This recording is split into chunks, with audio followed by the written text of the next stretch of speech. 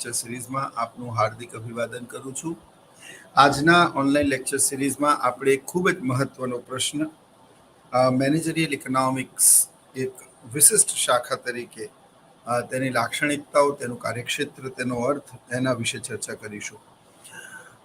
તો મિત્રો, આજના આ લેક્ચરમાં આપણે અર્થશાસ્ત્રની એક વિશિષ્ટ શાખા જેનું નામ છે મેનેજરિયલ ઇકોનોમિક્સ, જેનો જન્મ 1952માં જોલ ડીન નામના એક અર્થશાસ્ત્રીએ લખેલા એક અદ્ભુત પુસ્તક ધ મેનેજરિયલ ઇકોનોમિક્સથી થયો. અર્થશાસ્ત્ર વિશે તમે જાણો છો કે કૌટિલ્યએ જ્યારે અર્થશાસ્ત્ર પુસ્તક લખ્યું, કૌટિલ્યનું અર્થશાસ્ત્ર, તે સમયથી એટલે કે ઘણા વર્ષો પહેલા ભારતમાં પૌર્વત્ય કલ્ચરમાં અર્થશાસ્ત્રની વિધિવત વ્યાખ્યા કૌટિલ્યએ આપી હતી, પરંતુ તે રાજ્યશાસ્ત્રના એક ભાગ તરીકે એનો અભ્યાસ થતો હતો.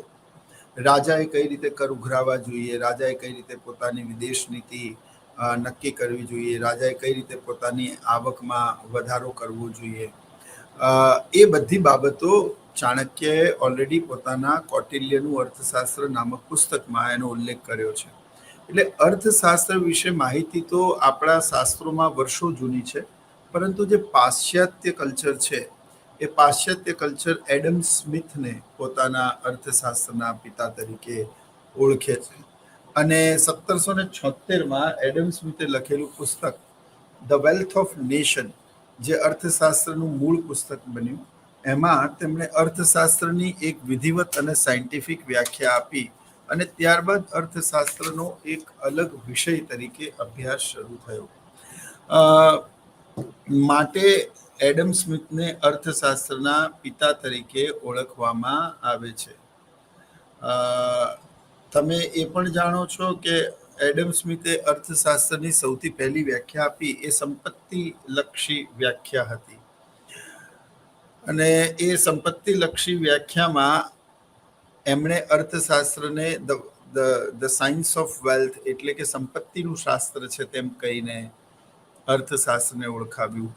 પરંતુ 18મી સદી પછી 19મી સદીમાં પ્રોફેસર માર્શલે ધ પ્રિન્સિપલ ઓફ ઇકોનોમિક્સ નામક જે પુસ્તક લખ્યું અને તેમાં તેમણે અર્થશાસ્ત્રને કલ્યાણલક્ષી શાસ્ત્ર બતાવ્યું. એમણે કહ્યું કે કોઈ પણ શાસ્ત્રનો અલ્ટિમેટ ગોલ, એનો અલ્ટિમેટ ધ્યેય એ માનવીની સુખાકારી અને કલ્યાણમાં વધારો કરવાનું હોય છે. અને માનવીની સુખાકારી અને કલ્યાણમાં વધારો કરવાનું, એમના લોકો અને સમાજના જીવન ધોરણમાં વધારો કરવાનું કાર્ય એ કોઈ પણ શાસ્ત્રનું હોવું જોઈએ. અને એટલા જ માટે અર્થશાસ્ત્રની કલ્યાણલક્ષી વ્યાખ્યા એ પ્રોફેસર માર્શલે આપી અને ત્યારબાદ એડમ સ્મિથની સંપત્તિની વ્યાખ્યા જે હતી એને એમને ક્રિટિસાઇઝ કરતા એવું કહેલું કે રોટલી સોનાની હોય પણ એને ખાઈ શકાય નહીં. અને અલ્ટિમેટ જે કોઈ પણ રાષ્ટ્રનું જે માપદંડ છે એ ખરેખર સંપત્તિની પણ માનવ હોવું જોઈએ. અને માનવની સુખાકારીમાં, તેના જીવન ધોરણમાં, તેના કલ્યાણમાં કઈ રીતે વધારો થાય, તે અલ્ટિમેટ ગોલ એક વિજ્ઞાનનો, એક શાસ્ત્રનો હોવો જોઈએ. અને એટલા માટે અર્થશાસ્ત્ર તે કલ્યાણલક્ષી શાસ્ત્ર છે, એવી વ્યાખ્યા પ્રોફેસર માર્શલે આપી. તેના થોડા સમય પછી 20મી સદીમાં અર્થશાસ્ત્ર ફરી એક વખત 1932માં રોબિન્સે લખેલા પુસ્તક an essay on the nature and significance of ઇકોનોમિક્સમાં ઇકોનોમિક્સને તેમને ફરીથી રીડિફાઇન કર્યું. અને એ રીડિફાઇન કર્યા બાદ ઇકોનોમિક્સમાં તેમણે રીડિફાઇન કર્યું અને એ ઇકોનોમિક્સમાં તેમણે એવું કહ્યું કે અર્થશાસ્ત્ર એ અછતનું શાસ્ત્ર છે.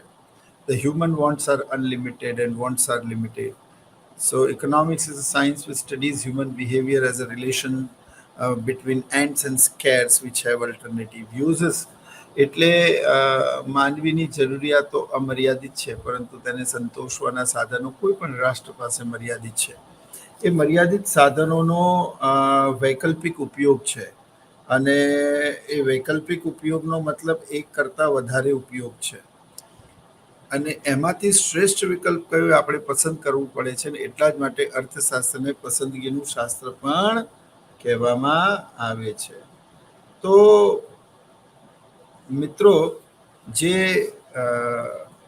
વાત આજે થઈ કે અર્થશાસ્ત્ર એ કઈ રીતે એની જર્ની થઈ અને કઈ રીતે આગળ વધ્યું, તો એ સંદર્ભમાં એડમ સ્મિથથી લઈને પ્રોફેસર રોબિન્સ, જેણે અર્થશાસ્ત્રની અછતલક્ષી અને પસંદગીલક્ષી વ્યાખ્યા આપી, એમાં અછતલક્ષી વ્યાખ્યા એ એટલે કે માનવીની જરૂરિયાતો અમર્યાદિત છે, પણ તેને સંતોષવાના સાધનો કોઈ પણ રાષ્ટ્ર પાસે મર્યાદિત છે. તો અમર્યાદિત જરૂરિયાતોને મર્યાદિત સાધનો વડે કઈ રીતે સંતોષી શકાય એનો અભ્યાસ કરતા શાસ્ત્રને જ અર્થશાસ્ત્ર કહેવામાં આવે છે. તો અર્થશાસ્ત્રમાં સાધનો મર્યાદિત છે, પરંતુ તેનો વૈકલ્પિક ઉપયોગ છે મિત્રો. હવે વૈકલ્પિક ઉપયોગ એટલે શું? વૈકલ્પિક ઉપયોગ એટલે એક કરતા વધારે, અને એક કરતા વધારે નો મતલબ એવો થાય કે જેમ કે મારી પાસે એક જમીનનો ટુકડો છે, તો એના ઉપર હું ઘર બનાવી શકું છું, એના ઉપર હું હોસ્પિટલ બનાવી શકું છું, એના ઉપર હું શોપિંગ મોલ બનાવી શકું છું, એના ઉપર હું જીમ બનાવી શકું છું, કે અથવા તો હું એના ઉપર ખેતી કરી શકું છું. પણ જો કે સાધનો મર્યાદિત છે, માટે તેનો વૈકલ્પિક ઉપયોગ છે. અને વૈકલ્પિક ઉપયોગ હોવાનો મતલબ એવો થાય છે કે વૈકલ્પિક ઉપયોગ હોવાનો મતલબ એવો થાય છે કે એના એક કરતાં વધારે ઉપયોગ છે. હવે સાધનો મર્યાદિત હોવાના કારણે તમે કોઈ એક સમયે એક જ હેતુ માટે તે સાધનનો ઉપયોગ કરી શકશો. જેમ કે અહીંયા when you are having a piece of land, તમારી પાસે એક જમીનનો ટુકડો છે, તો તમે એના ઉપર જો ખેતી કરી તો હોસ્પિટલ નહીં બનાવી શકો, હોસ્પિટલ બનાવી તો જીમ નહીં ખોલી શકો, જીમ બનાવી તો તમે એની અંદર સ્કૂલ કોલેજ નહીં ખોલી શકો. એટલે you cannot utilise more than one purpose. એનો અર્થ એવો થાય કે આટલા બધા વિકલ્પોમાંથી શ્રેષ્ઠ વિકલ્પ કયો એ આપણે પસંદ કરવો પડે. એટલે અર્થશાસ્ત્રને પસંદગીનું શાસ્ત્ર પણ કહેવામાં આવે છે. તો એ રોબિન્સની વ્યાખ્યા હતી. એ પછી અર્થશાસ્ત્રની આધુનિક વ્યાખ્યા 1947માં પોલ સેમ્યુલ્સને તેમના લખેલા રિસર્ચ પેપરમાં રજૂ કરી. અને એ રિસર્ચ પેપરમાં પોલ સેમ્યુલ્સને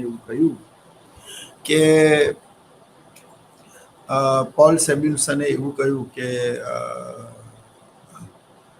અર્થશાસ્ત્ર વિશે બધા જ અર્થશાસ્ત્રીઓ, જેમાં એડમ સ્મિથ, માર્શલ, રોબિન્સ, એ સિવાય જેકોબ બાયનર જેવા અર્થશાસ્ત્રીઓએ ઘણી બધી વાતો કરી. કોઈ કે એને સંપત્તિનું શાસ્ત્ર ગણાવ્યું, કોઈ કે એને કલ્યાણલક્ષી શાસ્ત્ર ગણાવ્યું, કોઈ કે એને પસંદગી અને અછતનું શાસ્ત્ર ગણાવ્યું. બટ અર્થશાસ્ત્રનો મૂળ ધ્યેય જે આર્થિક વૃદ્ધિ અને આર્થિક વિકાસનો છે, એના વિશે તો કોઈ ચર્ચા જ કરી નથી. સો ઇટ્સ વેરી અનફોર્ચ્યુનેટ, અને એટલા જ માટે એમણે અર્થશાસ્ત્ર વિશે એવું કહ્યું કે જે અર્થશાસ્ત્રની આર્થિક સમસ્યાઓ છે, બેરોજગારી છે, વસ્તી વધારો છે, ફુગાવો છે, ગરીબી છે, આવી ઇકોનોમિક પ્રોબ્લેમ્સની તો વાત જ નથી કરી જેનાથી ઇકોનોમિક્સ ડીલ કરે છે, જેના માટે અર્થશાસ્ત્ર બન્યું છે. ઉપરાંત અર્થશાસ્ત્રનો અલ્ટિમેટ ગોલ તો કોઈ પણ રાષ્ટ્રના આર્થિક વૃદ્ધિ અને વિકાસમાં વધારો કરવાનો છે. તો એની ચર્ચા પણ આપણે કરી નથી. તો પછી એને રીડિફાઇન કર્યું. 1947માં ભારત આઝાદ થયું. 1947માં એમણે પોતાના એક રિસર્ચ પેપરમાં આને મેન્શન કરતા એવું કહ્યું કે ભાઈ જે ઇકોનોમિક્સ છે એ મેઇન તો ગ્રોથ અને ડેવલપમેન્ટનું શાસ્ત્ર છે. એટલે એમણે એવું કીધું કે economics is science of growth and development. તો આ એક આધુનિક વ્યાખ્યા થઈ, જે સર્વસ્વીકૃત પણ રહી. તેની બહુ એનું ચડિયાતું પણ શ્રેષ્ઠતા પણ રહી બીજા અન્ય વ્યાખ્યાઓ કરતા. તો આ તો બધી વ્યાખ્યાઓ અલગ અલગ સમયે અલગ અલગ અર્થશાસ્ત્રીઓ મિત્રો આપી. અર્થશાસ્ત્ર એક વિષય તરીકે દિવસે ને દિવસે પોતાનું મહત્વ એ લોકોને સમજાતું ગયું, અને અર્થશાસ્ત્ર વિષય તરીકે દિવસે ને દિવસે એનરીચ બનતું ગયું. અર્થશાસ્ત્રમાં એ સિવાય ઘણા આનુષંગિક વિષયોનો પણ સમાવેશ થયો, અને એ આનુષંગિક વિષયોના એક ભાગ રૂપે તેમાં મેનેજરિયલ ઇકોનોમિક્સનો જન્મ થયો. આમ તો અર્થશાસ્ત્ર આર્થિક અને પાયાની સમસ્યાઓનો અભ્યાસ કરતું શાસ્ત્ર છે, જેનું કાર્ય મહત્તમ સાધનોનો ઉપયોગ કરી અને માનવીય જરૂરિયાતોને કાર્યક્ષમ રીતે કઈ રીતે સંતોષી શકાય. પરંતુ અર્થશાસ્ત્રનું સમય જતાં જ્યારે અન્ય વિષયો સાથે અનુબંધ થયો, એના આનુષંગિક સંબંધો સ્થાપિત થયા, અને એટલા માટે અર્થશાસ્ત્રમાંથી એક નવા અલગ વિવિધ શાસ્ત્રોનો, જેમ કે when we are talking about કે agriculture economics, banking economics, international economics, micro economics, macro economics, economics of farm and industry, એ જ રીતે ઇકોનોમિક્સમાં મેનેજરિયલ ઇકોનોમિક્સનો જન્મ થયો. 1951માં ઇંગ્લેન્ડમાં જ્યારે ઔદ્યોગિક ક્રાંતિ થઈ વર્ષો પહેલાં, ત્યારે યુરોપમાં લોકોને એવું સમજાયું, ફેક્ટરી અને કારખાના યુગની શરૂઆત થઈ, અને ત્યારે ધ પીપલ રિયલાઇઝ કે ધંધો કરવો, બિઝનેસ ચલાવવું એ કોઈ યુદ્ધ લડવાથી ઓછું નથી. અને ધંધા કરવામાં પણ દરેક તબક્કે ઘણા બધા મહત્વના નિર્ણયો લેવા પડે છે. અને આ નિર્ણયોની સરળતા, આ નિર્ણયો ઉપર જ કોઈ પણ પેઢીની સફળતા કે નિષ્ફળતા નિર્ભર કરતી હોય છે. અને એટલા જ માટે આ નિર્ણયો વધારે કાર્યક્ષમ રીતે કેવી રીતે લઈ શકાય, જેમ કે કઈ ઉત્પાદન કરવું, કેટલા પ્રમાણમાં કરવું, કઈ પદ્ધતિથી કરવું, એની વહેંચણી કેવી રીતે કરવી, ઉત્પાદન સાધનોની કાર્યક્ષમતા કેવી રીતે વધારવી, એની કિંમત કેવી રીતે નક્કી કરવી, સાધનોનો શ્રેષ્ઠ અને મહત્તમ ઉપયોગ કઈ રીતે કરવો, આ બધી જે બાબતો છે એ બધી બાબતોને અસરકારક રીતે નક્કી કરવામાં અને કોઈ પણ પેઢી કે નિયોજકને પોતાની ઉત્પાદન પ્રક્રિયાને સુચારુ રૂપે ચલાવવામાં અને વિવિધ આર્થિક નિર્ણયોમાં મદદરૂપ થવા માટે 1950-51માં જ્યોર્ડીને એક પુસ્તક લખ્યું, જેનું નામ હતું ધ મેનેજરિયલ ઇકોનોમિક્સ. અને આ પુસ્તક અર્થશાસ્ત્રમાં ખૂબ જ પ્રસિદ્ધ થયું, જેમાં તેમણે ધંધાકીય અર્થશાસ્ત્રને લગતા ઘણા બધા સિદ્ધાંતોની રજૂઆત અને સમજૂતી આપી. અને ત્યારબાદ મેનેજરિયલ ઇકોનોમિક્સને એક વિશિષ્ટ શાખા તરીકે સ્વીકારવામાં આવી. અને ત્યારબાદ મેનેજરિયલ ઇકોનોમિક્સ વર્ષોથી દરેક જગ્યાએ નિયમિત અભ્યાસક્રમમાં તેનો સમાવેશ થાય છે કે how does the manager or the entrepreneur take an efficient decision related to production and price or distribution, and with that they can increase the potential as well as the profit of the firm. તો આ જે વાત 1950-51માં જ્યોર્ડીને લખેલા પુસ્તક the managerial ઇકોનોમિક્સમાં તેમણે કરી, અને એટલા જ માટે જ્યોર્ડીનને અર્થશાસ્ત્રના એટલે કે મેનેજરિયલ અર્થશાસ્ત્રના પિતા કહેવાય છે. અર્થશાસ્ત્રના પિતા તો તમે જાણો છો તેમ એડમ સ્મિથ જ છે, પરંતુ મેનેજરિયલ ઇકોનોમિક્સના પિતા તરીકે જ્યોર્ડીનનું નામ લેવામાં આવે છે. હવે મેનેજરિયલ ઇકોનોમિક્સ શું છે, એમાં કઈ કઈ બાબતોનો સમાવેશ થાય છે, એનું કાર્યક્ષેત્ર શું છે, એના ઉદ્દેશ્યો અને લક્ષણો શું છે, એ આપણે આજે ભણવાના છીએ. તો મિત્રો, the topic is nature and scope of business economy. But before to understand the business economy, you must know a little bit history of economics. અને એમાં મેનેજરિયલ ઇકોનોમિક્સ કેવી રીતે આવ્યું એ તમે સમજો, તો પછી તમે વધારે સારી રીતે વિષયાભિમુખ થાઓ અને વધારે સારી રીતે ટોપિકને સમજી શકો. નેચર એટલે સ્વરૂપ અને સ્કોપ એટલે કાર્યક્ષેત્ર.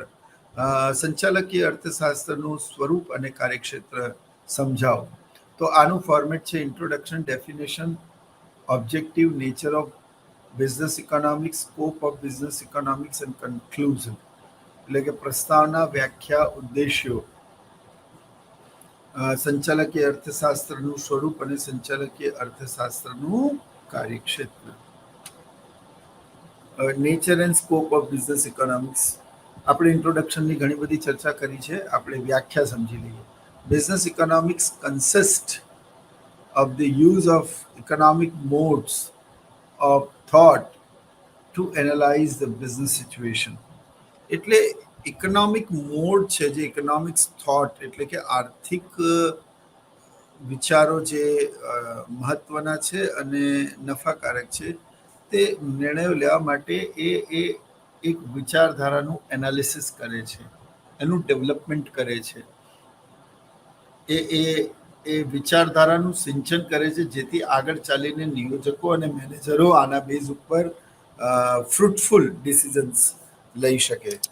તો મિત્રો, આ જે વાત છે એમાં આ નિર્ણયો લેવા માટે તેમને કઈ કઈ બાબતોની જરૂર પડે, તો તેમને જેટલા પણ, જેમ કે માંગ છે, પુરવઠો છે, આવક છે, ખર્ચ છે, એની વહેંચણી છે, ઉત્પાદન અંગેના અન્ય મહત્વના નિર્ણયો છે, એ તમામ લેવા માટે આ પુસ્તકમાં તેમણે ઘણા બધા સિદ્ધાંતો રજૂ કર્યા, જેમ કે ઇક્વિ માર્જિનલ પ્રોડક્ટિવિટી થિયરી એટલે કે ઉત્પાદનનો સમસીમાંત ઉત્પાદકતાનો સિદ્ધાંત, ઇન્ક્રિમેન્ટલ થિયરી વૃદ્ધિનો સિદ્ધાંત, ડિસ્કાઉન્ટ થિયરી વટાવનો સિદ્ધાંત. આવા ઘણા બધા સિદ્ધાંતો છે જે સંચાલકીય અર્થશાસ્ત્રને પોતાના નિયમો લેવામાં ખૂબ જ મદદરૂપ બને છે.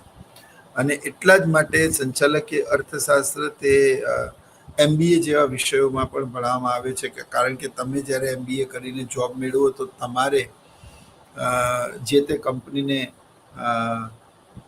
કેવી રીતે નફો કરાવી શકાય, અને તમે જો સંચાલકીય અર્થશાસ્ત્ર ના ભણ્યા તો તમે પણ તમારા કોઈ પણ નિર્ણય ત્વરિત અને લોજિકલ ન દર્શાવી શકો. એમાં તમારું અને પેઢી બંનેનું નુકસાન છે. અને એટલા જ માટે ધંધાકીય અર્થશાસ્ત્રને સમજવું તે ખૂબ જ જરૂરી છે. Because every person, maximum, they directly or indirectly taking some economic decision.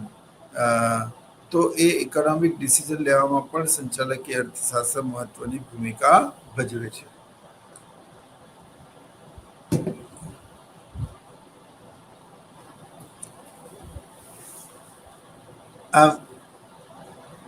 બીજી વ્યાખ્યા આપણે જોઈએ.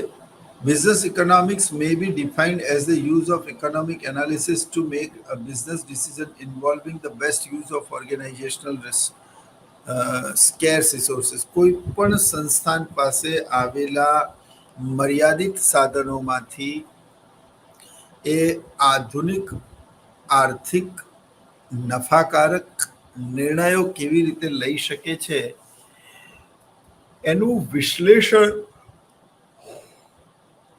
કરી નફાકારક નિર્ણયો લેવામાં મદદરૂપ બનતું શાસ્ત્ર એટલે કે સંચાલકીય અર્થશાસ્ત્ર. મિત્રો, તો સંચાલકીય અર્થશાસ્ત્ર જે છે એ સંચાલકીય અર્થશાસ્ત્ર માનવીને નફાકારક અને આર્થિક વિચારો લેવામાં મહત્વપૂર્ણ ભૂમિકા ભજવે છે.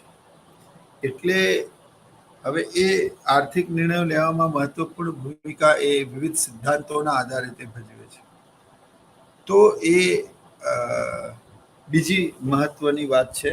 તો આમ અર્થશાસ્ત્ર એ શું છે?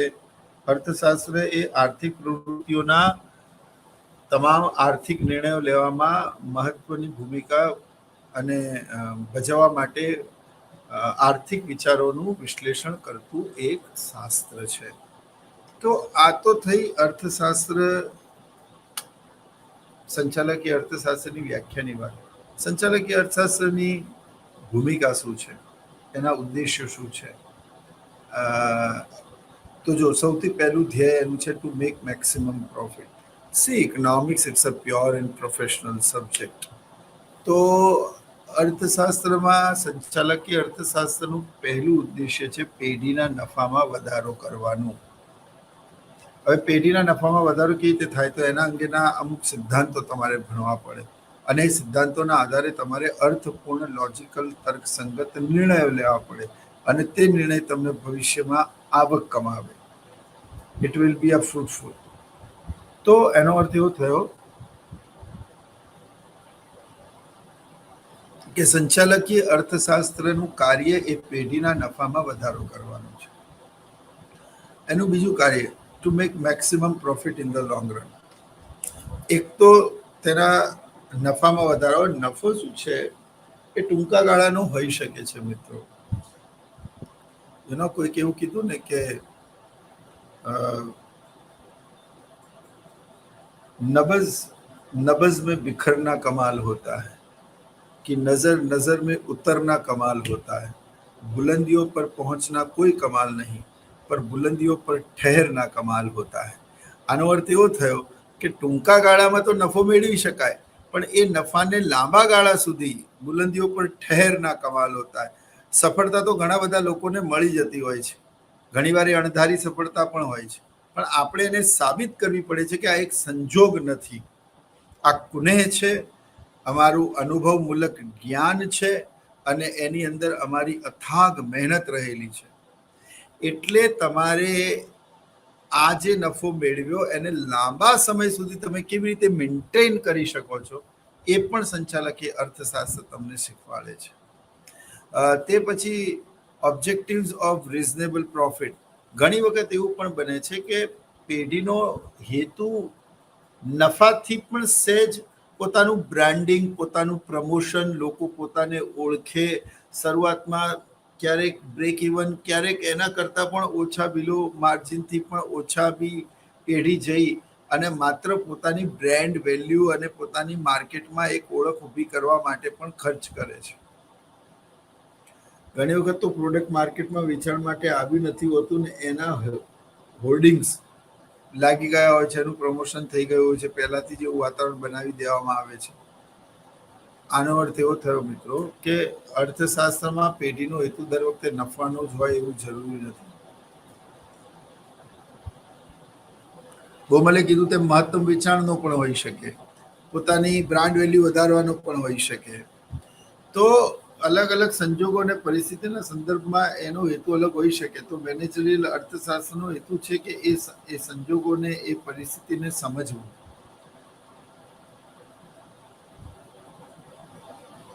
કે ભાઈ આ નિર્ણય આના માટે કેમ લે. તો ઘણી વખત શું હોય છે, રિઝનેબલ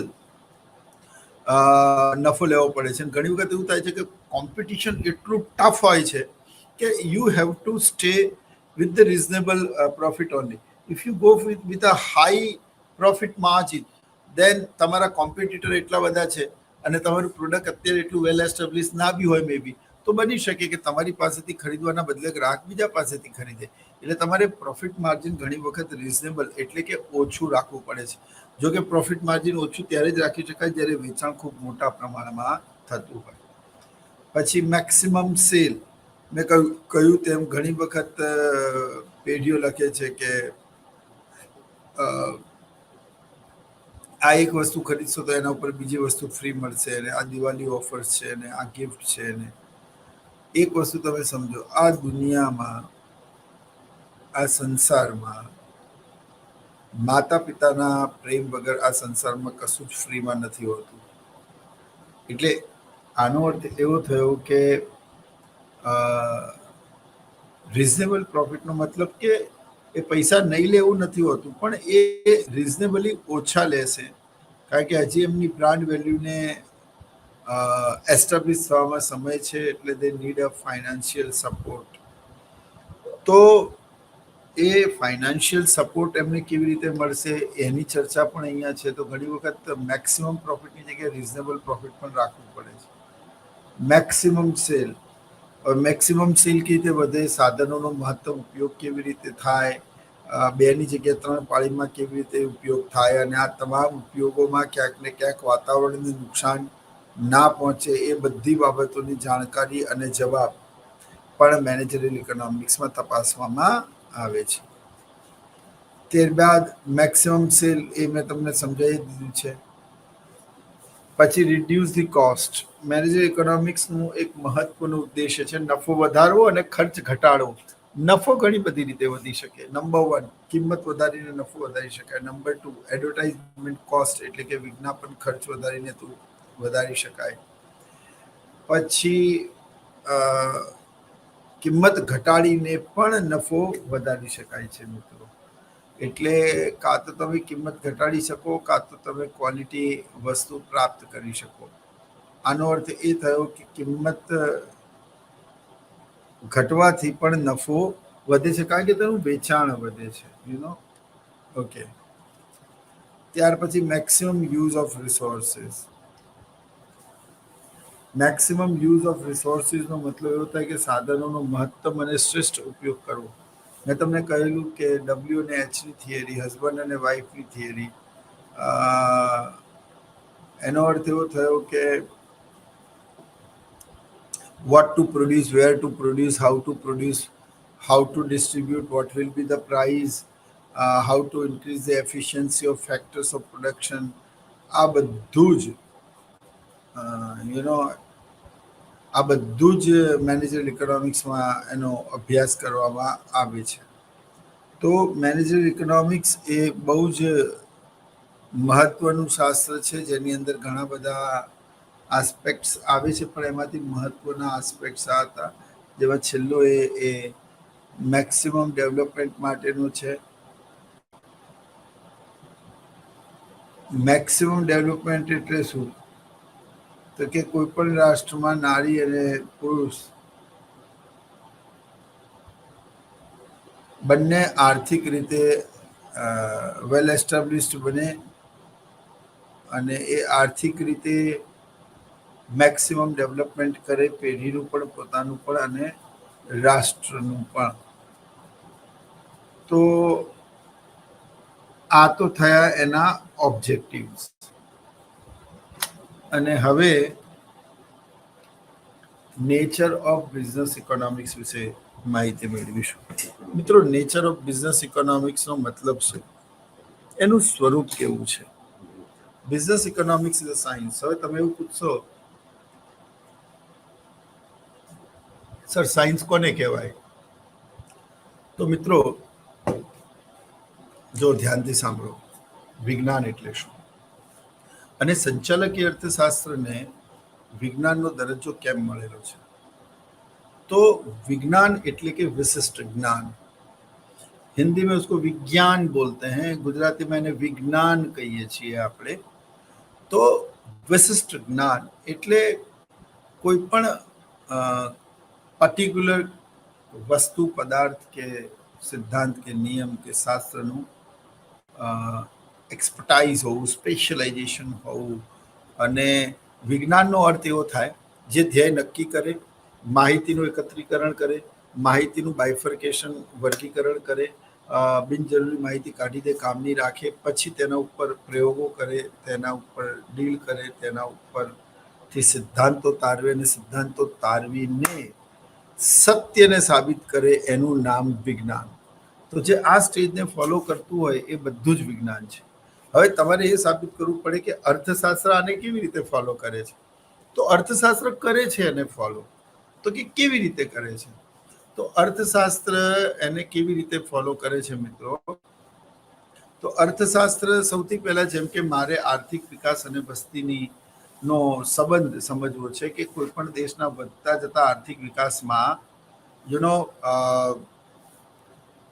વસ્તી કઈ રીતે ભારણ બને છે કે આશીર્વાદ બને છે, કે વધતી જતી વસ્તીનું અર્થતંત્ર પર કોઈ ભારણ કે અસર હોય છે કે નથી હોતી, હોય છે તો કેવી રીતે હોય છે?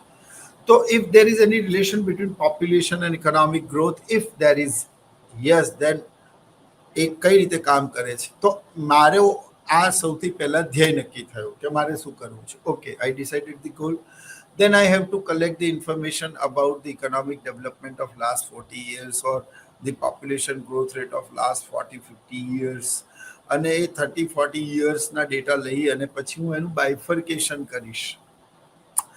બાયફર્કેશનમાં જે જાણકારી મારા કામની છે, જે માહિતી મારી જરૂરી છે રાખીશ, બાકીની કાઢી દઈશ.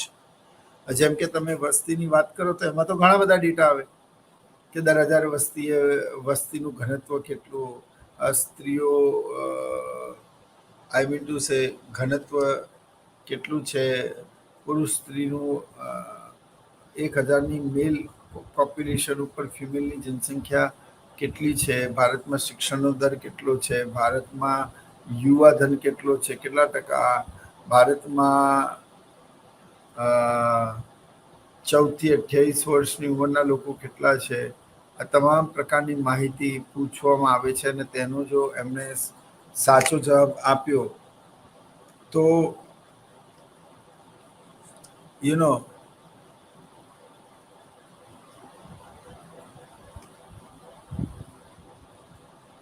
એ વિજ્ઞાન તરીકે સાબિત થાય. તો તમે માહિતીનું એકત્રીકરણ કર્યું, તમે માહિતીનું વર્ગીકરણ કર્યું, એટલે તમને જે બિનજરૂરી માહિતી લાગતી હતી તમે કાઢી નાખી. એટલે હવે તમે એ ડેટાને બહુ સારી રીતે એનાલાઇઝ કરી શકો છો. હવે એનાલાઇઝ કરવું, એનું વર્ગીકરણ કરવું, એનું વિશ્લેષણ કરવું, એ વિશ્લેષણ કર્યા બાદ તમે સત્યને સાબિત કરો છો.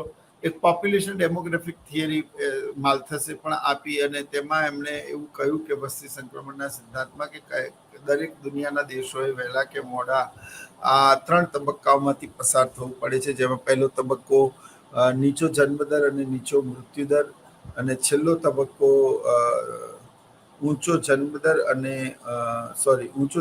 અને ઊંચો મૃત્યુદર પહેલા તબક્કામાં, અને છેલ્લા તબક્કામાં નીચો જન્મદર અને નીચો મૃત્યુદર, અને ઇન બિટવીનના તબક્કામાં એ થોડું અનસર્ટેન છે, પણ પહેલા જેટલા બાળકો હવે મા બાપ રાખતા નથી, કારણ કે દરેક બાળકને ભણાવવું એ પોતાની અંદર એક બહુ મોટું મિશન હોય છે.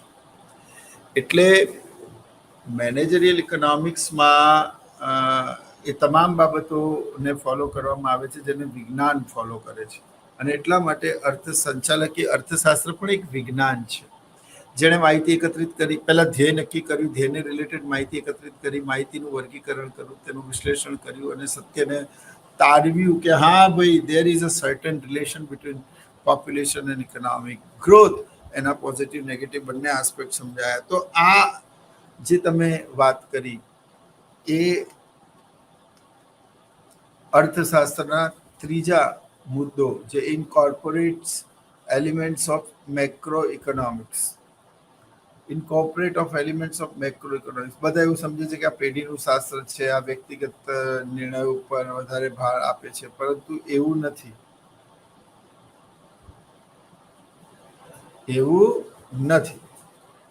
પછી ઇટ ઇઝ એન આર્ટ.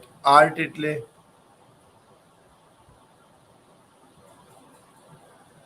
તમે એવું કહો છો કે સર, તમે તો ઉપર એવું કીધું કે ઇકોનોમિક્સ એક સાયન્સ છે, પહેલો જ મુદ્દો, અને પછી તમે એવું કહો છો કે ઇકોનોમિક્સ એક આર્ટ છે. તો સૌથી પહેલા એ સમજો કે આર્ટ કોને કહેવાય.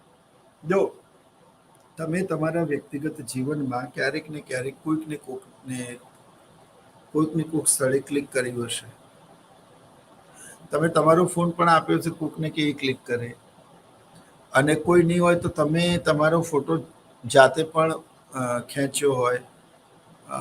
હવે પ્રશ્ન એવો ઉપસ્થિત થાય છે કે કલા એટલે શું? તો આપણે, તમે અને હું જે ફોટોગ્રાફ ખેંચીએ છીએ ને એને ફોટો ખેંચ્યો કહેવાય. અને જો એક એક્સપર્ટ ફોટોગ્રાફર ફોટો ખેંચે, તેમાં રેઝ્યુલેશન કેટલું હોવું જોઈએ, એમાં લાઇટ્સ કેટલી હોવી જોઈએ, એનો એંગલ શું હોવો જોઈએ, એ બધી જ બાબતો માઇન્યુટલી એ ચેક કરે. એના બેકગ્રાઉન્ડમાં શું છે, ફલાણું ઠીકણું. તો વાત માત્ર એટલી છે મિત્રો કે આઈ મીન ટુ સે કે અર્થશાસ્ત્ર જે છે એ અર્થશાસ્ત્ર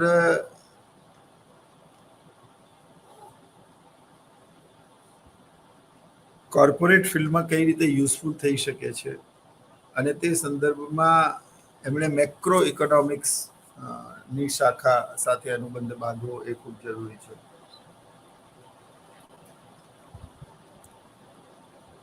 એટલે અર્થશાસ્ત્ર એક વિજ્ઞાન છે.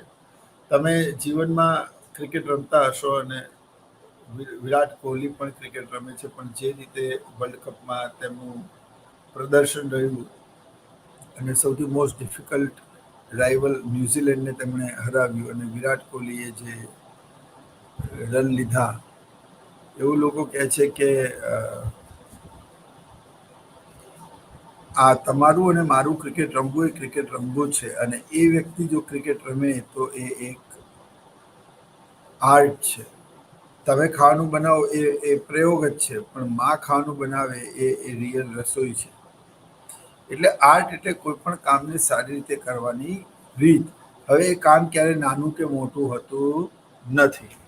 તો અર્થશાસ્ત્ર એક વિજ્ઞાન પણ છે, જે મર્યાદિત સાધનો દ્વારા અમર્યાદિત જરૂરિયાતોને કઈ રીતે સંતોષી શકાય. તો આવી એક આર્ટ હોવી જોઈએ લોકોથી કામ કઢાવવાની અથવા તો આર્ટ એ રીતે કે એનો મિસયુઝ ના થાય. Okay, use the theory markets in practical manner. હવે પ્રેક્ટિકલ મેનરનો મતલબ સમજી લો તમે લોકો બધા. મિત્રો, પ્રેક્ટિકલ મેનરનો મતલબ એવો થાય કે આ જે સંચાલકીય અર્થશાસ્ત્ર છે ને, એ માત્ર કાગળ પરની કસરત નથી. એને સિદ્ધાંત આપી દીધો, તમે વાંચી લીધો, એવું નહીં. How it will B utilized or it will be implemented in any firm, and on that particular formula, how can you take the decision which are going to be profitable for the firm or not, A practically સમજાવે છે. મેનેજરલ ઇકોનોમિક્સમાં કોઈ topic એવા નથી કે તમે લીધું, પરીક્ષામાં લખી લીધું અને પૂરું થઈ ગયું, એ તમારા વ્યક્તિગત જીવનમાં કામ નહીં આવે. આ બહુ પ્રેક્ટિકલ છે. એટલે એમાં તમામ પ્રકારના સંસાધનો, સાધનો, એ બધું ધ્યાન રાખવું પડે છે, જોવું પડે છે. એટલે અર્થશાસ્ત્ર શું છે,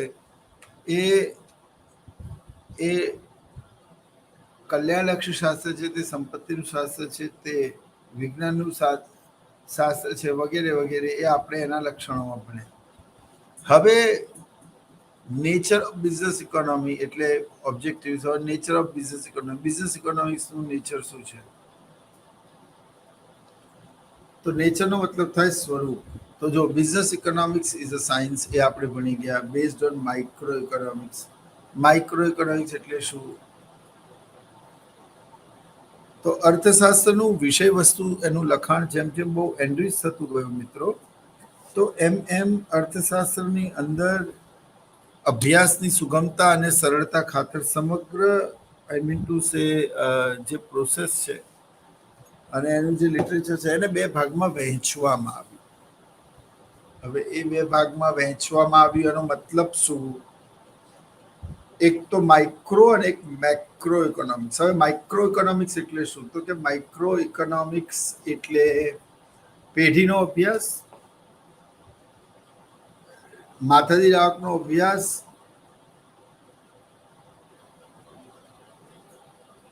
બરાબર. એટલે એ પેઢીનું શાસ્ત્ર છે એવું કહેવાય છે. પણ અર્થશાસ્ત્રને બીજા પણ વિષયો સાથે અનુબંધ છે. જેમ કે હું આપને એમ કહું કે બીજા વિષયો સાથે, એટલે સ્ટેટિસ્ટિક્સ સાથે સંબંધ છે, મેથમેટિક્સ સાથે સંબંધ છે, ઇકોનોમિક્સ તો છે જ, હિન્દી સાથે એનો અનુબંધ રહેલો છે. આટલી ભાષા તો કદાચ હું નહીં કહી શકું, પણ આટલી ભાષા તમે ચોક્કસ સમજ્યા હશો. એટલે અર્થશાસ્ત્ર એક કળા પણ છે. પછી use of theory markets in practical manner. જેટલા પણ સિદ્ધાંતો અર્થશાસ્ત્રમાં છે, મેં તમને કહ્યું કે મૂડીની સીમાંત કાર્યક્ષમતાનો, પછી ઉદ્યોગ સાહસિકતાનો, જ્વેલિંગ થ્રોનો, આ તમામ પ્રકારના એ મેડલ્સ એ લઈને જવાના છે. હવે અર્થશાસ્ત્રમાં પ્રોડક્ટિવ મેનરનો મતલબ તેનો હંમેશા સતત ઉદ્દેશ્ય એ હોય છે કે ભાઈ પેઢીની ઉત્પાદકતામાં કેવી રીતે વધારો કરી શકાય. જો તમે ઉત્પાદકતામાં વધારો કરશો તો ઓટોમેટિક એનું ઉત્પાદન પણ વધશે, એનું વેચાણ પણ વધશે, પેઢીને ઘણો લાભ થશે. એટલે બહુ મહત્વનું છે કે અર્થશાસ્ત્રમાં પ્રેક્ટિકલ મેનર અપનાવી, વ્યવહારુ જ્ઞાન અપનાવી, જરૂર પડે ત્યાં વચ્ચે જઈને પણ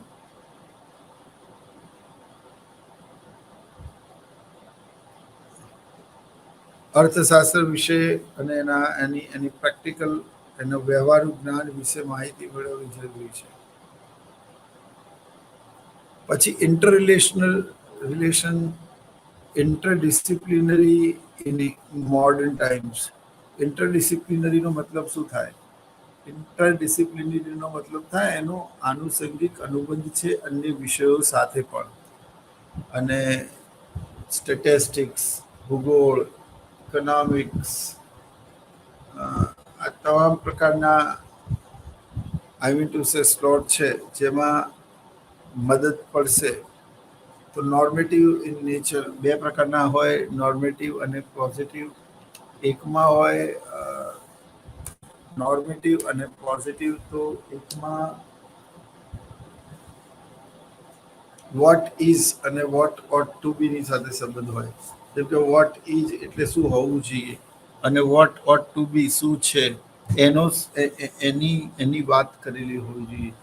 જેમ કે ગરીબી ના હોવી જોઈએ, બેરોજગારી ના હોવી જોઈએ, વસ્તી વધારો ના હોવું જોઈએ, મોંઘવારી ના હોવી જોઈએ. તો આ આદર્શ બાબતો છે, આ ના હોવું જોઈએ. પણ હકીકતમાં છે શું? તો કે ગરીબી પણ છે, બેરોજગારી પણ છે, વસ્તી વધારો પણ છે અને ઘણી બધી સમસ્યાઓ છે. આનો અર્થ એ થયો કે અર્થશાસ્ત્રનું જે મેઇન કાર્ય છે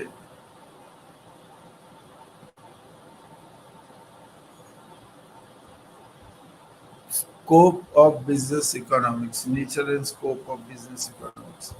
તો હવે આપણે સ્કોપની ચર્ચા કરીશું. સ્કોપ કોને કહેવાય?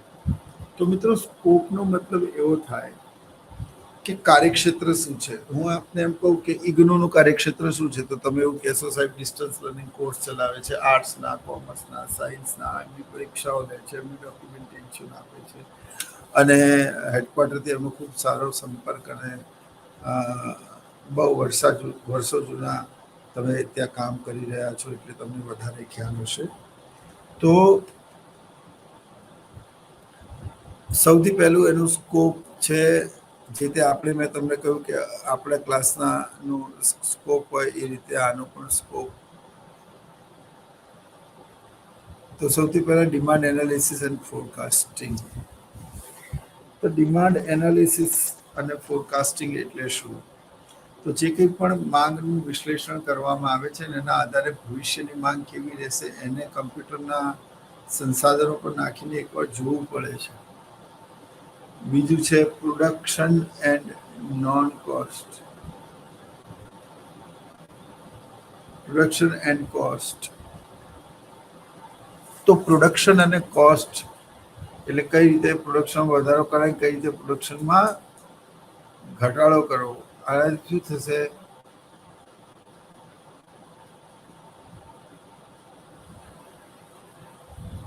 ઓકે, તો કોઈ પણ વસ્તુની કિંમત તેના માંગ અને પુરવઠાના પરિબળો દ્વારા નક્કી થતી હોય છે મિત્રો. તો માંગ અને પુરવઠાના પરિબળો દ્વારા નક્કી થાય તો માંગનું વિશ્લેષણ કરવું પડે, એનું ફોરકાસ્ટિંગ કરવું પડે. હવે ફોરકાસ્ટિંગ શું છે? જેમ કે માંગનો નિયમ એવું દર્શાવે છે કે આ જગત સંસાર સૃષ્ટિ વિશ્વમાં જ્યારે ક્યારે પણ કિંમત વધે છે, માંગ ઘટે છે, કિંમત ઘટે છે, માંગ વધે છે. કિંમત અને માંગ વચ્ચે વ્યસ્ત સંબંધ છે.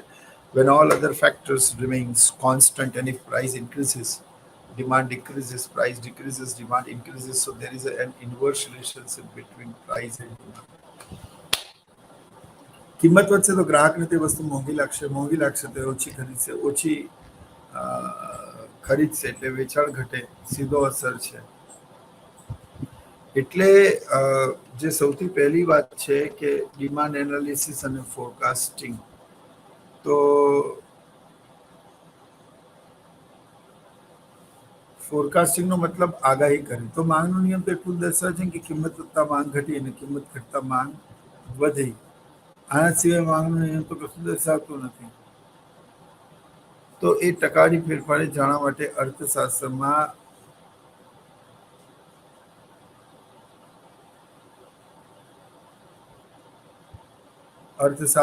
ઘણા બધા પ્રયોગો કરવામાં આવ્યા અને તેને ચાલતા માંગ અને ફોરકાસ્ટિંગનું વિશ્લેષણ થયું. જેમ કે માંગનો નિયમ તો એવું કહે છે કે કિંમત વધતા માંગ ઘટે અને કિંમત ઘટતા માંગ વધે, પણ કેટલા ટકા વધે, કેટલા ટકા ઘટે?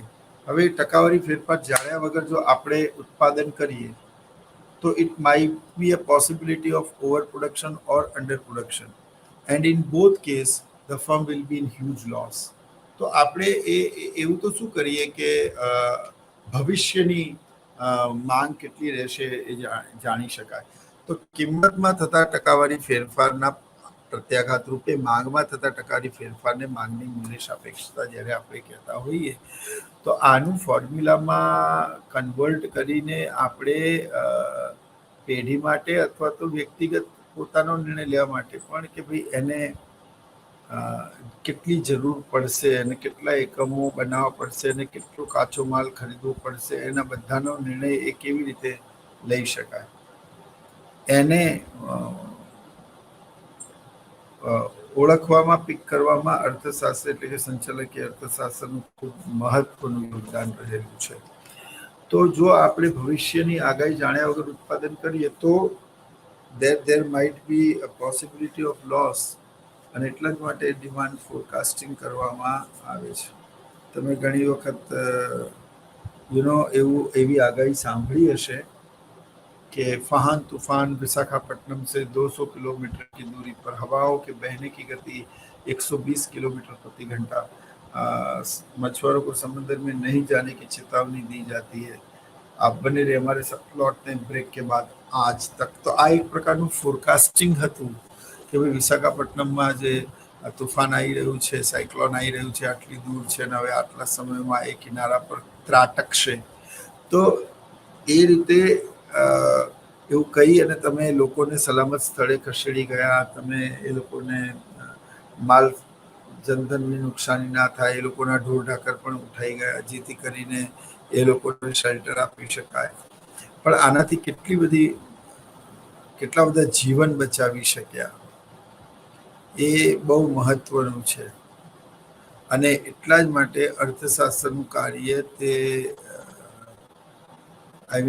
અર્થશાસ્ત્રનું કાર્ય તે આગાહી કરવાનું પણ છે. તેમાં માંગની મૂલ્ય સાપેક્ષતા, માંગની આવક સાપેક્ષતા, માંગની પ્રતિમૂલ્ય સાપેક્ષતા, માંગની વિજ્ઞાપન સાપેક્ષતા કે આપણે વિજ્ઞાપન ખર્ચમાં કેટલો ટકા ફેરફાર કરીએ તો એના કારણે માંગ કેટલી બદલાય, અન્ય વસ્તુની કિંમત બદલાતા મૂળ વસ્તુની માંગમાં જે ફેરફાર થાય તેને માંગની પ્રતિમૂલ્ય સાપેક્ષતા કહેવાય. ગ્રાહકની આવકમાં ફેરફાર થતા તેમાં તેની માંગમાં કેટલા ટકાનો ફેરફાર થાય તેને માંગની આવક સાપેક્ષતા કહેવાય. અને આ ત્રણેય સાપેક્ષતાઓ દ્વારા આપણે ભવિષ્યની આગાહી અને એના જાણી શકીએ, જેથી કરીને આપણે વર્તમાનમાં કેટલી મૂડી, કેટલા શ્રમિકો, કેટલો રો મટીરિયલ, કેટલો કાચો માલ જોઈશે એનો નિર્ણય આપણે અત્યારે કરી શકીએ. અને આ નિર્ણય કરવામાં આપણને સંચાલકીય અર્થશાસ્ત્ર મદદરૂપ થાય છે અને મહત્વની ભૂમિકા ભજવે છે. પ્રાઇસ મેનેજમેન્ટ, જો પ્રાઇસ બહુ ઉપર બી નહીં હોવી જોઈએ, પ્રાઇસ બહુ નીચે પણ નહીં હોવી જોઈએ. એટલે it should be a competitive price. What happen if you start your new venture just now and you are keeping your price so high without any advertisement, without any identification, without any having a such type of the brand in the market, you are not go with certain decision. તો અહીંયા કિંમત શું રાખવી, કેટલા પ્રમાણમાં રાખવી, કઈ પદ્ધતિથી તેનું ઉત્પાદન કરવું, આ જે બાબતો છે એ બાબતો જ મહત્વની છે. તો અર્થશાસ્ત્રમાં આગાહી પણ થાય છે અને કિંમત બહુ વધારે પણ નહીં હોવી જોઈએ, બહુ ઓછી પણ નહીં હોવી જોઈએ. It should be very competitive in a very initial basis. And if you want to start, then it would be a possible in the long run only. A long run in the, બધા જ માનવીઓ મૃત્યુ પામ્યા હશે એવું જે statement કેન્સે આપેલું, તો એની ચર્ચા પણ કરવી પડે કે તમામ પ્રકારના આર્થિક નિર્ણયો ટૂંકા ગાળાના સંદર્ભમાં જ આપવા જોઈએ એવું કેન્સ માનતા હતા. તો પ્રાઇસ મેનેજમેન્ટ એટલે કિંમત ક્યારે વધારવી, ક્યારે ઘટાડવી, કોમ્પિટિટિવ કિંમત શું રાખવી, આની સાથે કશું ફ્રી આપવું કે નહીં આપવું, આ બધી જ બાબતો એ પ્રાઇસ મેનેજમેન્ટમાં આવે. ઇન્વેસ્ટમેન્ટ મેનેજમેન્ટનો મતલબ એવો થાય ક્યાં કેટલું ઉત્પાદન કરવું અને ક્યાં કેટલું મૂડીરોકાણ કરવું. મૂડીરોકાણનો કેટલો હિસ્સો તે ફંડમાં નાખવો, મૂડીરોકાણનો કેટલો હિસ્સો તે પેઢીની અલગ અલગ વિભાગોમાં પ્રોપર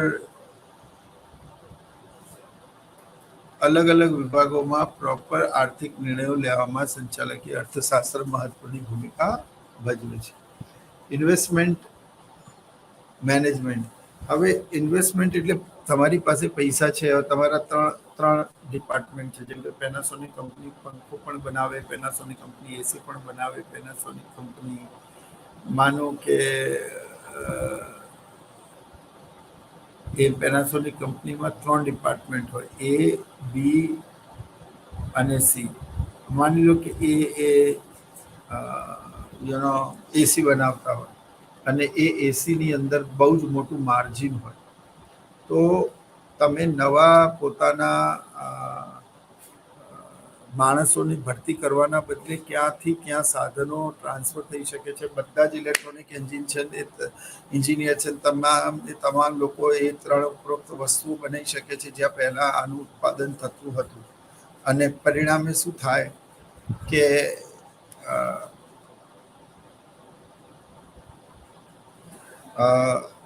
પ્રોપર રીતે ભેગું કરેલું ફંડ, હવે એ વિભાગમાં કેટલા રોકવા, બી વિભાગમાં કેટલા રોકવા, સી વિભાગમાં કેટલા રોકવા, ક્યાં કેટલા શ્રમિકો રોકવા, ક્યાં કેટલું ભંડોળ રોકવું, કોનું વળતર વધારે છે તો એમાં વધારે, જ્યાં વધારે માંગ હોય તેનું ઉત્પાદન વધારે તો ત્યાં વધારે, આમ તમામ પ્રકારના આર્થિક નિર્ણયો લેવામાં સંચાલકીય અર્થશાસ્ત્ર આપણને મદદ કરે છે. પછી એલોકેશન ઓફ રિસોર્સિસ, બહુ જ મહત્વનો પ્રશ્ન. જે રીતે કેપ્ટન રાઈટ જગ્યા પર રાઈટ વ્યક્તિને નિયુક્ત કરે ફિલ્ડિંગ માટે, તો અને રાઈટ ટાઈમ પર રાઈટ બોલરને યુઝ કરે અને રાઈટ સમય પર રાઈટ બેટ્સમેનને ઓપન કરવાનું કહે, એટલે એની અંદર એની પુનઃબુદ્ધિ, એની નિષ્ણાતતા, એના તમામ પ્રકારના એલિમેન્ટ્સનો ખબર પડે જ છે. તો એ જ રીતે અર્થશાસ્ત્રમાં પણ રિસ્ક એન્ડ અનસર્ટેનિટી એનાલિસિસ. હવે અનસર્ટેનિટી એનાલિસિસ એટલે શું? તો રિસ્ક મેનેજમેન્ટ શું છે એની ચર્ચા કરવાની, એના વિશે સમજાવવાનું. પછી અનસર્ટેનલી એટલે કે અનસર્ટેનલી એનાલિસિસ. માની લો કે કોઈ પેઢીનું અનસર્ટેનલી એનાલિસિસ થઈ ગયું તો વાંધો નથી, અગર એ થોડું પણ રિલેટેડ હોય તો મૂકી શકાય, ના રિલેટેડ હોય તો પછી વાંધો નથી. તો મિત્રો, માત્ર પૈસા કે ફંડ રેઝ કરી દેવું મહત્વનું નથી, પણ એને ક્યાં રોકવા, કયા ડિપાર્ટમેન્ટમાં રોકવા, ક્યાંથી મળતું વળતર વધારે છે અને કયાથી મળતું વળતર ઓછું છે.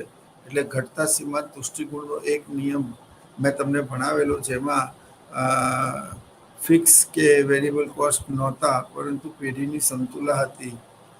અને એ સમતુલાના સંદર્ભમાં એવું દર્શાવવામાં આવે કે કોઈ પણ પેઢી ત્યારે જ સફળ બની શકે જ્યારે તેની અંદર રિસોર્સિસની ફાળવણી યોગ્ય રીતે થયેલી હોય. હવે એ રિસેપ્શનની ફાળવણી યોગ્ય રીતે થયેલી હોયનો મતલબ એવો છે કે જો રિસોર્સિસ પ્રોપર રીતે પ્લાન્ડ અને વેલ ઓક્યુપાઈડ નહીં હોય તો તમારું આખું જ ઇવેન્ટ અને સમગ્ર વ્યવસ્થા એ એ એ ગડબડ થઈ શકે છે. હવે ઇન્વેન્ટરી મેનેજમેન્ટ, પ્રોફિટ એનાલિસિસમાં આપણે ભણી ગયા છીએ મિત્રો કે પ્રોફિટ એનાલિસિસ કોને કહેવાય. તો પ્રોફિટ એનાલિસિસનો મતલબ કે કઈ રીતે પેઢીનો નફો વધારી શકાય. હવે નફો વધારવાના અલ્ટિમેટલી 3 થી 4 રસ્તા છે. એક સીધું કિંમત વધારી દો, પણ એમાં ડર એ છે કે કિંમત વધારીશું તો હરીફો પણ એમની કિંમત જો સ્થિર રાખશે ને આપણે જ વધારીશું તો આપણી વસ્તુ કોઈ નહીં ખરીદે ને આપણા ગ્રાહકો પુનઃ એ લોકોમાં જોડાઈ જશે. એટલા માટે રિસ્ક અને મેનેજમેન્ટમાં તમારે બહુ જ ધ્યાન રાખવું પડે. અને એ કઈ રીતે કે ભાઈ પ્રોફિટ ઉપર જ તો કોઈ પેઢી ચાલતી હોય છે. પ્રોફિટ જ નહીં મળે તો કોઈ પેઢી શું કરવા ઉત્પાદનની પ્રક્રિયામાં જોડાશે. અને એટલા જ માટે પ્રોફિટ એનાલિસિસ એ ખૂબ જ જરૂરી છે મિત્રો. અને પ્રોફિટ એનાલિસિસની અંદર કઈ રીતે પ્રોફિટ વધારી શકાય તેના માટે discount theory, incremental theory, equi marginal productivity theory, આ બધા જ પ્રકારના સિદ્ધાંતો નિર્ણય લેવામાં ખૂબ જ મદદરૂપ થશે. તો એ પ્રોફિટ એનાલિસિસ થયો. પછી આવે છે risk and uncertainty analysis. Risk and uncertain કોઈ પણ પેઢી જ્યારે કોઈ પણ કામ કરે છે, કોઈ પણ પ્રોજેક્ટ ચાલુ કરે છે, તો એમાં રિસ્ક કેટલું છે, પેઢીનું રિસ્ક કેટલું છે, એમાં કામ કરતા શ્રમિકોનું રિસ્ક કેટલું છે, એના આધારે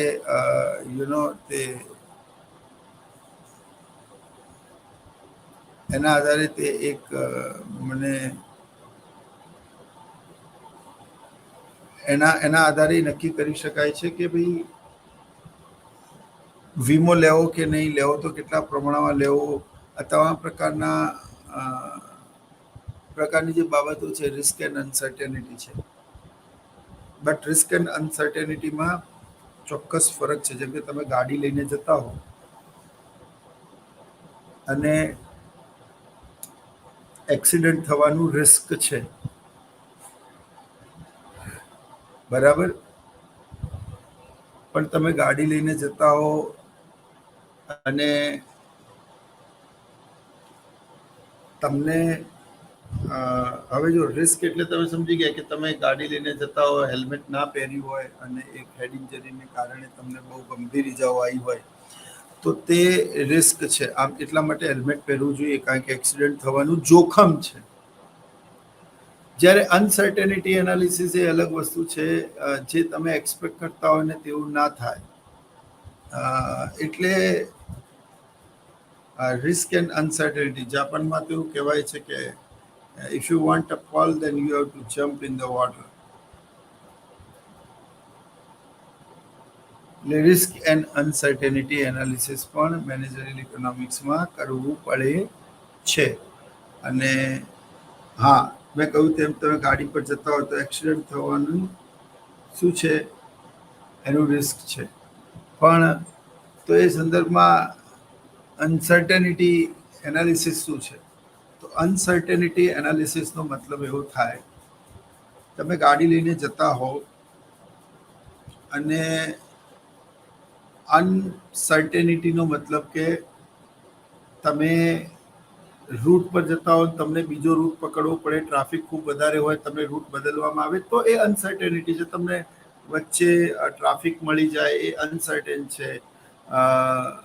તમે ટ્રાફિકના નિયમોનો ભંગ કરો અને તમારે પાવતી ફાડી પડે, એ અનસર્ટેન છે. પણ તમારું અકસ્માત થાય તો એ જોખમ છે. તો જોખમ અને અનિશ્ચિતતા વચ્ચે ફરક છે. હવે જો બીજી એક બહુ જ મહત્વની અને પાતળી ભેદરેખા બતાવું. રિસ્કને એઝ્યુમ કરી શકાય, કેલ્ક્યુલેટ કરી શકાય, અને એટલા માટે રિસ્કને રિડ્યુસ કરવા માટે અને એના જોખમને ઓછું કરવા માટે પોલિસી અવેલેબલ છે. પણ યાર, ટ્રાફિકમાં તમારા હ્યુમન આર્સ લોસ થઈ ગયા, તો એના સામે તો કોઈ આજ દિન સુધી પોલિસી બની નથી કે જે તમને એ કમ્પન્સેશન આપી શકે. ફાઇન તો જેની સામે વીમો ઉતરાવી શકાય એ જોખમ છે, જેની સામે વીમો ઉતરાવી ના શકાય એ અનિશ્ચિતતાઓ છે. પણ ધંધામાં જોખમ અને અનિશ્ચિતતાઓ તો હોય જ છે. અને એટલા જ માટે જાપાનમાં એવું કહેવાય છે કે if you want a fall then you have to jump in the very deep water. એટલે સમુદ્ર તળનો સ્પર્શ કર્યા વિના મોતી મળતા નથી. સો તમારે વધારે ડીપ જવું હોય તો પણ જોખમ કેટલું છે એ લેવાય કે ના લેવાય, જોખમને કઈ રીતે અનિશ્ચિતતાઓથી ઓછી કરી શકાય છે. તો એ જોખમ અને અનિશ્ચિતતા બંનેનું વિશ્લેષણ જરૂરી હતું. પછી ડિમાન્ડ ફોરકાસ્ટિંગ મેં આગળ તમને ભણાવી દીધું. ડિમાન્ડ ફોરકાસ્ટિંગ, તો ડિમાન્ડ ફોરકાસ્ટિંગ એ શું છે? તે માંગની આગાહી છે. મેં તમને કહ્યું કે માંગનો નિયમ તો કિંમત અને માંગ વચ્ચેનો માત્ર બે સંબંધ દર્શાવે છે. પણ કિંમતમાં થતા ફેરફારની સામે માંગમાં કેટલા ટકાનો ફેરફાર થયો એ તો માંગનો નિયમ દર્શાવતો નથી. અને એ ટકાવારી ફેરફાર જાણ્યા વગર જો તમે ઉત્પાદન કરો, then there might be a possibility of overproduction or underproduction. In both of the case, the firm will be in huge loss. તો એમાંથી બચવા માટે આપણે શું કરવું જોઈએ? તો કે એમાંથી બચવા માટે આપણે માંગની આગાહી કરવી જોઈએ. અને માંગની આગાહીની વિવિધ પદ્ધતિઓ છે. Direct, indirect, statistical method, expert opinion method, salesman method. તે બધી મેથડ્સનો કેવી રીતે યુઝ થાય છે, કઈ કઈ પદ્ધતિઓથી યુઝ થાય છે, કેવી રીતે ફોરકાસ્ટિંગ કરાય, કઈ રીતે એક્યુરેટ ફોરકાસ્ટિંગ થઈ શકે, નવી વસ્તુઓની માંગની આગાહી કેવી રીતે થઈ શકે, એ બધું જ સંચાલકીય અર્થશાસ્ત્રમાં બહુ ઇન્ડેપ્ટેડ ભણવાનું આવે છે મિત્રો. તો આમ સંચાલકીય અર્થશાસ્ત્ર એ શું છે? એ માંગની આગાહી પણ કરે છે, ખર્ચનો ઘટાડો કેવી રીતે કરવો તે સમજાવે છે, નફો કેવી રીતે વધારવો એ સમજાવે છે, વેચાણ કેવી રીતે વધે એ સમજાવે છે. અને આ સિવાય અર્થશાસ્ત્રમાં, સંચાલકીય અર્થશાસ્ત્ર આર્થિક ઘણા બધા એવા મૂલ્યો, સિદ્ધાંતો છે જે મૂલ્યો અને સિદ્ધાંતોના આધારે કઈ રીતે એક નફાકારક, યોગ્ય, મહત્વપૂર્ણ નિર્ણય લઈ શકાય. તો તમામ સિદ્ધાંતોનું અને સંસાધનોનું વ્યવહારુ જ્ઞાન શું હોય છે અને તેનો અભ્યાસ કર્યા પછી એક પ્રેક્ટિકલ અને લોજિકલ ડિસિઝન કેવી રીતે લઈ શકાય, એનો અભ્યાસ સંચાલકીય અર્થશાસ્ત્રમાં કરવામાં આવે છે. સંચાલકીય અર્થશાસ્ત્ર પોતે એક અલગ વિષય નથી, પરંતુ તે અર્થશાસ્ત્રની એક શાખા છે. જે તે અન્ય શાખાઓ છે, banking economics, industrial economics, international economics, micro macro. તો એ જ રીતે અર્થશાસ્ત્ર, સંચાલકીય અર્થશાસ્ત્ર એ અર્થશાસ્ત્રનો એક ભાગ છે, એ કોઈ અલગ વિષય નથી. તો આઈ હોપ કે તમને આ સંચાલકીય અર્થશાસ્ત્ર વિશેનું જ્ઞાન એ ક્લિયર થઈ ગયું હશે. તો મળીશું આવતા લેક્ચરમાં. ત્યાં સુધી જય હિન્દ, નમસ્કાર.